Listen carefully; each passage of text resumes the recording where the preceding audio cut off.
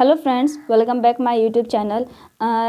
Last video में हमने discuss किया था सेल्स का जो उसका पार्ट था सेल वॉल और सेल मेम्ब्रेन के बारे में पढ़ा था। उससे पहले हमने प्रोकैरियोटिक एंड यूकैरियोटिक सेल्स को डिस्कस किया था। उससे पहले हमने सेल्स का पूरा एक कॉन्सेप्ट को क्लियर किया था। आई होप आपने उसको देखा होगा और नोट्स भी आपने बनाए होंगे, क्योंकि मैं आपको हर क्लास में हर वीडियो में यही बोलती हूँ, हर लेक्चर में यही बोलती हूँ कि प्लीज़ आप जो नोट्स है वो सेल्फ से बनाएं, क्योंकि जितना आप खुद से लिखोगे वो इतनी ही ज़्यादा बेनिफिट रहता है आपके लिए।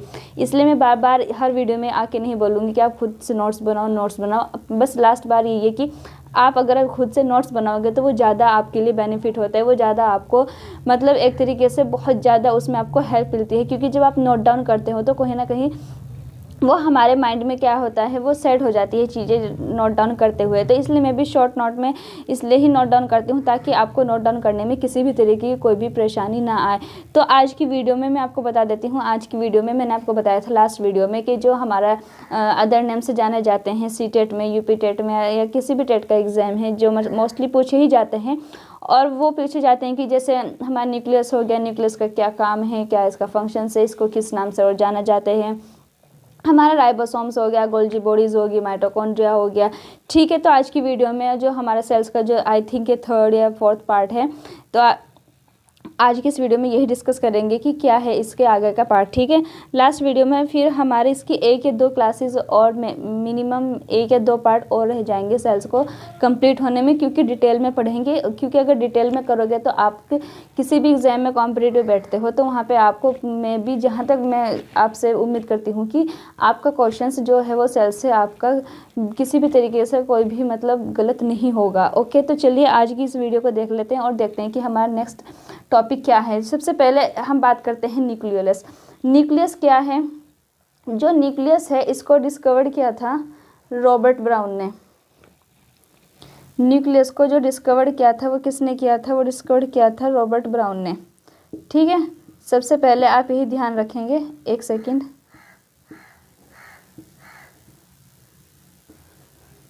न्यूक्लियस क्या है? न्यूक्लियस को डिस्कवर किया था रॉबर्ट ब्राउन ने। ठीक है, और जो सेल्स जो हमारी सेल थी, सेल को किसने डिस्कवर किया था? सेल को डिस्कवर किया था हमारे रॉबर्ट हुक ने।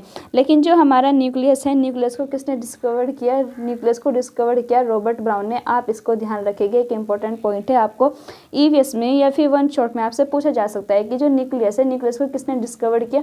क्योंकि इनमें रॉबर्ट हुक में और रॉबर्ट ब्राउन में ना बहुत कन्फ्यूज़न रहती है कि रॉबर्ट ब्राउन ने न्यूक्लियस क्या था, सेल क्या था, बहुत क्योंकि कन्फ्यूज़न है ना थोड़ा सा वो भी हो जाता है। क्योंकि यहाँ पे भी रॉबर्ट है, वहाँ पे भी रॉबर्ट है, बस यहाँ पे क्या है, न्यूक्लियस में हमारा रॉबर्ट हुक है और उसमें हमारा जो सेल था उसको डिस्कवर किया था रॉबर्ट हुक ने, उसको डिस्कवर किया था रॉबर्ट ब्राउन ने। कब किया था? 1931 में। आप ये ईयर भी ध्यान रखेंगे। अब हम जो बहुत इम्पोर्टेंट आता है वो क्या है, यहाँ से स्टार्ट हो जाता है कि जो हमारा न्यूक्लियस है, न्यूक्लियस को और हम किस नाम से जाना जाते हैं, न्यूक्लियस का और क्या क्या नेम हो सकते हैं। तो देखो न्यूक्लियस क्या है? न्यूक्लियस एक कंट्रोलर रूम ऑफ सेल। जैसे किसी चीज़ का कंट्रोलर होता है, जैसे टीवी का कंट्रोलर होता है जो हम रिमोट लेते हैं, कंट्रोलर रूम ऑफ सेंटर। तो जो हमारा न्यूक्लियस है, न्यूक्लियस का जो दूसरा नाम है, जो न्यूक्लियस का काम है, जो न्यूक्लियस का कॉमन नेम है, एग्जैक्टली अगर मैं आपको एक बिल्कुल डायरेक्ट वर्ड में बताऊं कि न्यूक्लियस क्या है, न्यूक्लियस की कॉमन नेम है, न्यूक्लियस के कॉमन नेम है control room of the cell है, एक ही ब्रेन ऑफ द सेल है। न्यूक्लियस क्या है? ब्रेन ऑफ द सेल है। और सेकंड इसका कॉमन नेम क्या है न्यूक्लियस का? वो कंट्रोलर रूम ऑफ सेल है।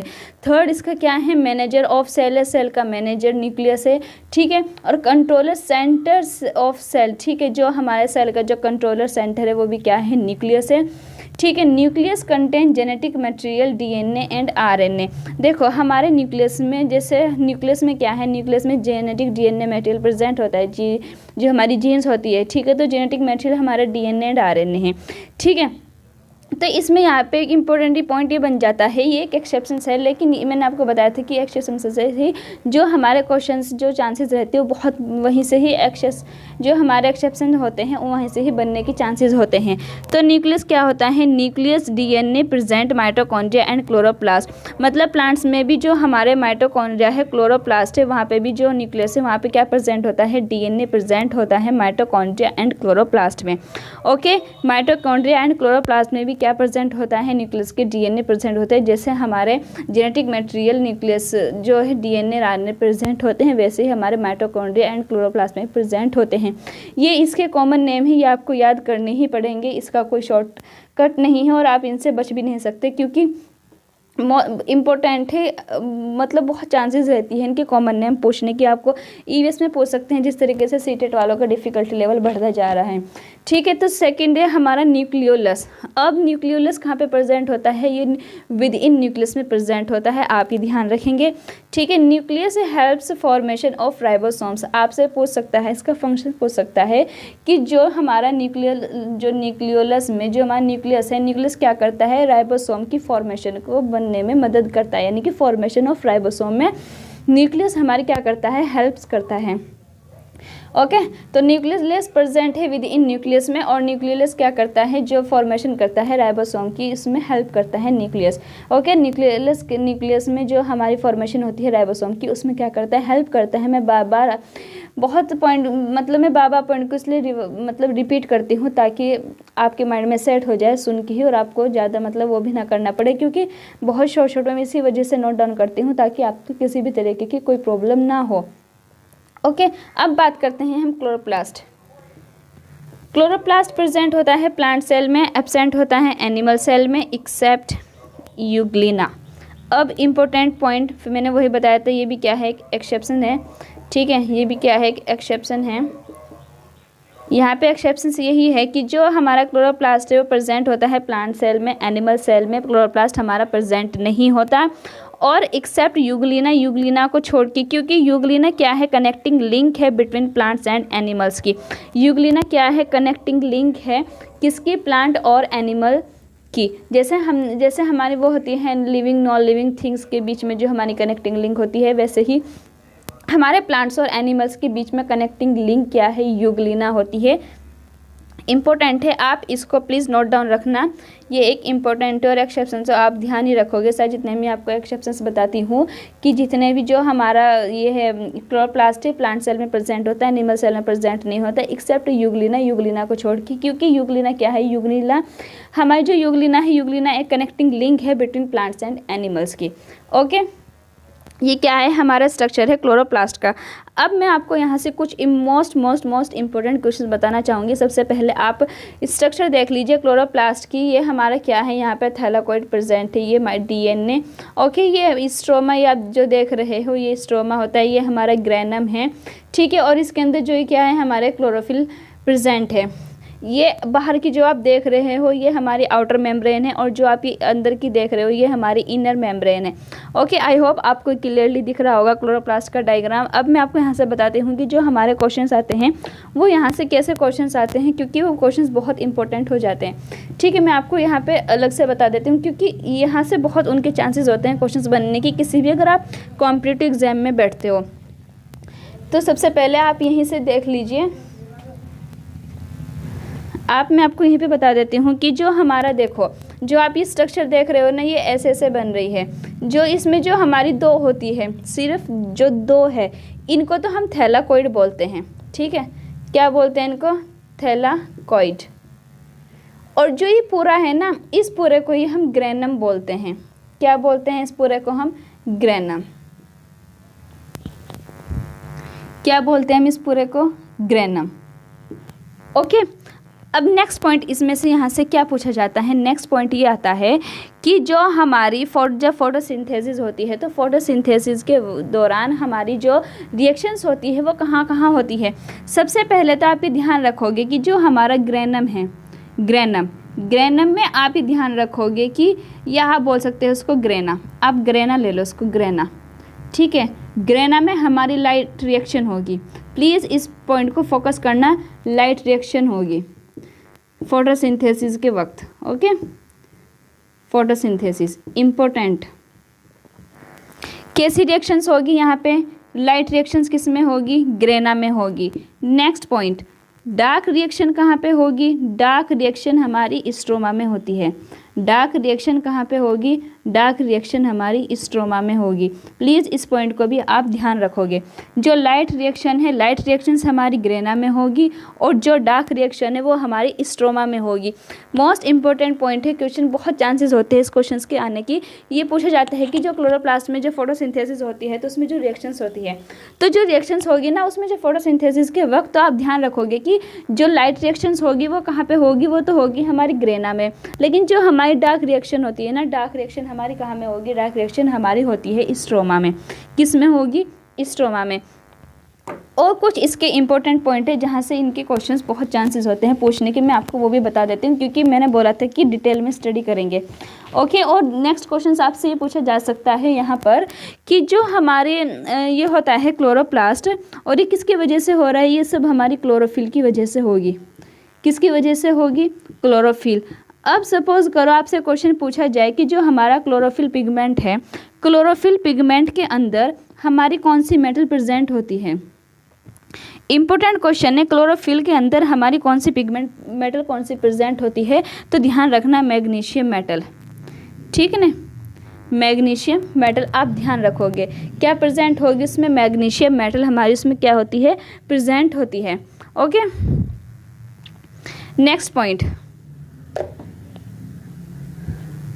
ये ध्यान रखोगे ना, ये ध्यान रखना क्लोरोफिल में हमारी जो पिगमेंट है उसमें कौन सी मेटल प्रेजेंट होगी, वो हमारी मैग्नीशियम मेटल प्रेजेंट होती है। ओके, नेक्स्ट पॉइंट हमारे इसमें ही आता है कि जो हमारी लीव्स है, लीव्स क्या है, लीव्स हमारी किचन ऑफ प्लांट है।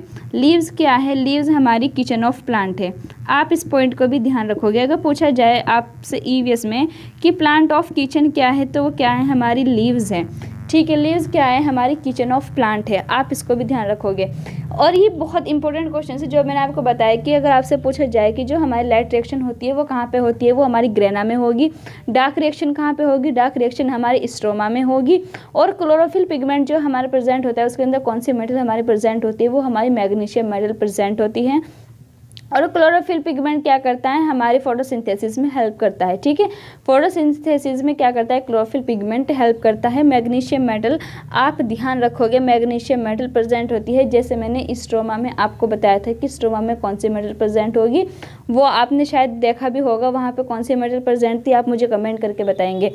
ओके, और फिर जो क्लोरोफिल में हमारी कौन सी मेटल प्रेजेंट है, ये हमारी मैग्नीशियम मेटल प्रेजेंट है। ओके, ये एक बहुत इंपॉर्टेंट पॉइंट था और आप इसको भी क्या करोगे, ध्यान रखोगे कि जो हमारी ये स्ट्रक्चर है, जो स्ट्रक्चर बनी हुई है, इसकी जो दो को हम थैलाकोइड बोलते हैं और जो हमारा पूरा है इसको हम क्या बोलते हैं, इसको हम पूरे को क्या बोल देते हैं, ग्रेनम बोल देते हैं। ओके, क्या बोलते हैं इसको, ग्रेनम। आई होप आपको ये पूरा न्यूक्लियस और न्यूक्लियोलस और क्लोरोप्लास्ट समझ में आया होगा। यहाँ पे जो है हमारा क्लोरोप्लास्ट क्या है, किचन ऑफ सेल है। और क्लोरोप्लास्ट क्या प्रेजेंट होता है, क्लोरोफिल। और क्लोरोफिल पिगमेंट में हमारी कौन सी मेटल प्रेजेंट है, क्लोरोफिल पिगमेंट में हमारी मैग्नीशियम मेटल प्रेजेंट होती है, ठीक है। और ये क्लोरोप्लास्ट क्या है, chloroplast kitchen of the cell है। लेकिन हमारी जो लीव्स है, लीव्स हमारी किचन ऑफ प्लांट है। जैसे हम सबकी अपनी किचन होते हैं जहाँ पे हम अपना खाना बनाते हैं किचन में, वैसे ही प्लांट की जो किचन होती है वो क्या है, लीव्स है, जहाँ से अपना खाना बनाते हैं। किसकी हेल्प से, फोटोसिंथेसिस की हेल्प से, क्योंकि उसके अंदर क्या प्रेजेंट है, उसके अंदर क्लोरोफिल प्रेजेंट है। उस क्लोरोफिल में क्या है, वो किसके, जो हमारा क्लोरोफिल होता है वो किस कलर का होता है, वो ग्रीन कलर का होता है। उसमें कौन सी मेटल प्रेजेंट होती है, उसके अंदर मैग्नीशियम मेटल प्रेजेंट होती है। मैं आपको बार बार इसलिए रिपीट करती हूँ क्योंकि यही है कि आपको बस अच्छे से समझ में आ जाए और आपके माइंड में सेट हो जाए चीज़ें कि हाँ क्या चीज़ें कैसे रिलेट करनी है। ओके, तो इसमें फिर हमारा नेक्स्ट जो पार्ट रहेगा वो है हमारा गोल्जी बॉडीज़ है, लाइसोसोम है, माइटोकॉन्ड्रिया है, और हमारा और क्या बचता है इसमें, थोड़ा सा मैं इसमें आपको डीएनए और आरएनए भी बता दूंगी क्योंकि यहाँ से भी थोड़ा से क्वेश्चंस पूछे जाते हैं। तो आपको आई होप समझ में आया होगा जो मैंने आपको बताया है। प्लीज़ आप इन पॉइंट्स को बहुत अच्छे से अपनी नोटबुक में नोट डाउन कर लेना कि जो हमारे फोटोसिंथेसिस के दौरान जो लाइट रिएक्शंस होती है वो कहाँ पे होती है। मैं फिर रिपीट करती हूँ कि जो हमारी ग्रेना होगी, ग्रेना में लाइट रिएक्शन होगी, स्ट्रोमा में हमारी डार्क रिएक्शन होगी। ओके, ठीक है। और फिर इसमें आप ये ध्यान रखोगे कि जो हमारा क्लोरोफिल पिगमेंट है उसके अंदर कौन सी मेटल प्रेजेंट होती है, मैग्नीशियम मेटल प्रेजेंट होती है। क्लोरोप्लास्ट क्या है, क्लोरोप्लास्ट किचन है ऑफ सेल की। और क्लोरोप्लास्ट में हमारा क्या प्रेजेंट होता है, क्लोरोफिल पिगमेंट। और क्लोरोफिल पिगमेंट जो हमारा क्लोरोफिल होता है वो किस कलर का होता है, मे बी आप सबको पता भी होगा, वो होता है हमारा ग्रीन कलर का। और जो ग्रीन कलर का होता है इसके अंदर कौन सी मेटल प्रेजेंट होगी वो मैंने आपको नोट डाउन करके बताया है, वो होती है हमारी मैग्नीशियम मेटल। प्लीज़ इस पॉइंट को आज की जो इस मतलब जो आज आपका ये टॉपिक है वो बहुत इंपॉर्टेंट है। आगे आगे जितने भी हम ऐसे ही कॉमन नेम करेंगे उन सबको आपको याद रखना पड़ेगा, क्योंकि इनका कुछ भी ऐसा शॉर्टकट नहीं है जो मैं आपको बता सकूं, क्योंकि आपको याद रखने पड़ेंगे। और ये कॉमन नेम आपको कहीं भी किसी भी टेस्ट में आपसे पूछे जा सकते हैं। हो सकता है आपको कॉमन नेम दे दो, ये पूछ ले कि किसका कॉमन नेम है, न्यूक्लियस का है, राइबोसोम्स का है, लाइसोसोम्स का है, माइटोकॉन्ड्रिया का है, न्यूक्लियोलस का है, तो आप चीज़ों को रिलेट करेंगे। ओके तो आज की वीडियो को मैं यहीं पे एंड करती हूँ। आई होप आपको समझ में आ गया होगा। जल्दी मैं आपको इसका नेक्स्ट पार्ट पे आपको प्रोवाइड करा दूंगी। तो चलिए अपना ध्यान रखिए, और अगर आपको वीडियो अच्छी लग रही है और आपको समझ में आ रहा हो तो आप प्लीज़ जो अपकमिंग जो हमारे बच्चे हैं सीटेट एस्पिरेंट वाले, यूपी टेट की, जो भी किसी भी टेट के, तो प्लीज़ आप उन तक इन्फॉर्मेशन पहुँचा दीजिए, क्योंकि इतना डिटेल में हम यूट्यूब पर हमें कहीं भी प्रोवाइड नहीं होता, वो भी फ्री में। और अगर आप अभी तक टेलीग्राम ग्रुप से नहीं ऐड हुए, प्लीज़ वहाँ पे ऐड हो जाना, क्योंकि मैं वहाँ पे आपको डेली नोट्स प्रोवाइड करती हूँ बाइलिंगुअल लैंग्वेज में, हिंदी में भी और इंग्लिश में भी, साइंस के भी और ईवीएस के भी। जो पेपर 1 का मैंने आपको बोला था कि मैं आपको सिर्फ उसके नोट्स प्रोवाइड करा दूँगी, बाकी उसके हम पीडीएफ के थ्रू ऑनलाइन क्लासेस के उसमें हम क्या कर लेंगे, प्रैक्टिस के थ्रू अपने उस पेपर को कवर कर लेंगे। लेकिन मेन आता है हमारा साइंस का पोर्शन, जहाँ से हमें डिटेल में चीज़ें नहीं मिलती एक जगह से। इसलिए आज की वीडियो को मैं यहीं एंड करती हूँ, और आप मुझे बताएंगे कि जो हमारा वो था, अभी मैंने आपसे क्वेश्चन किया था, हाँ, स्ट्रोमा में के अंदर हमारी कौन सी मेटल प्रेजेंट होती है, आप मुझे कमेंट बॉक्स में करके बताएंगे कि कौन सी मेटल प्रेजेंट होती है। ठीक है, तो चलिए अपना ध्यान रखिए, टेक केयर, बाय बाय।